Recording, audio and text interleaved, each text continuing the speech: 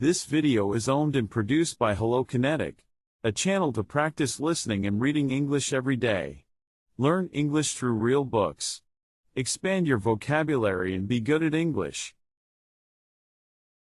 Chapter 4. The last time we had a drink in a bar was in May, and it was earlier than usual, just after 4 o'clock. He looked tired and thinner, but he looked around with a slow smile of pleasure. I like bars just after they open for the evening. When the air inside is still cool and clean and everything is shiny and the barkeep is giving himself that last look in the mirror to see if his tie is straight and his hair is smooth.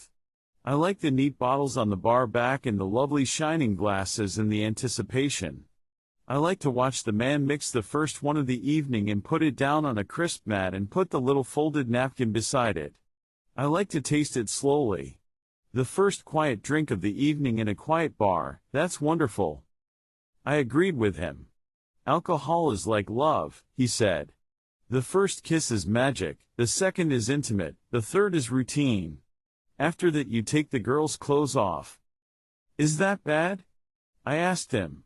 It's excitement of a high order, but it's an impure emotion, impure in the aesthetic sense. I'm not sneering at sex. It's necessary and it doesn't have to be ugly.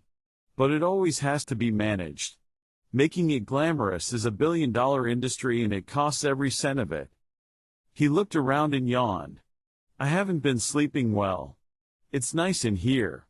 But after a while the lushes will fill the place up and talk loud and laugh, and the goddamn women will start waving their hands and screwing up their faces and tinkling their goddamn bracelets and making with the packaged charm, which will later on in the evening have a slight but unmistakable odor of sweat. Take it easy, I said. So they're human, they sweat, they get dirty, they have to go to the bathroom. What did you expect? Golden butterflies hovering in a rosy mist. He emptied his glass and held it upside down and watched a slow drop form on the rim and then tremble and fall. I'm sorry for her, he said slowly. She's such an absolute bitch. Could be I'm fond of her too in a remote sort of way. Someday she'll need me and I'll be the only guy around not holding a chisel. Likely enough then I'll flunk out. I just looked at him. You do a great job of selling yourself, I said after a moment. Yeah, I know.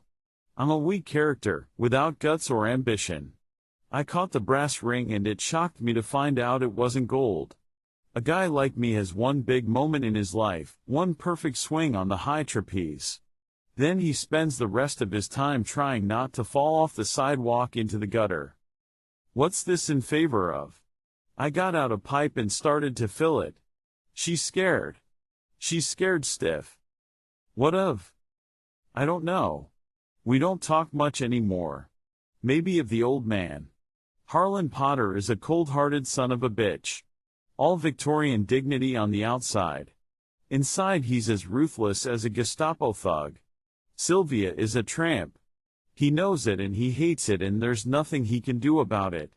But he waits and he watches, and if Sylvia ever gets into a big mess of scandal he'll break her in half and bury the two halves 1,000 miles apart.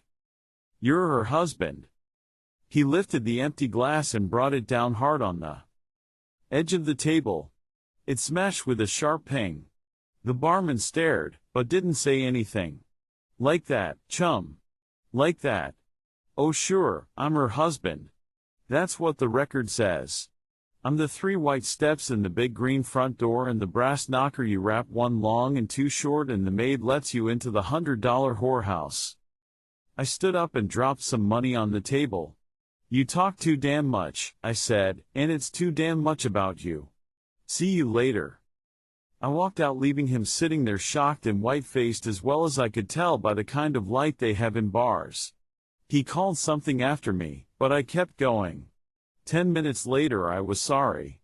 But 10 minutes later I was somewhere else. He didn't come to the office anymore. Not at all, not once. I had got to him where it hurt. I didn't see him again for a month. When I did it was 5 o'clock in the morning and just beginning to get light. The persistent ringing of the doorbell yanked me out of bed. I plowed down the hall and across the living room and opened up. He stood there looking as if he hadn't slept for a week. He had a light topcoat on with the collar turned up and he seemed to be shivering. A dark felt hat was pulled down over his eyes. He had a gun in his hand,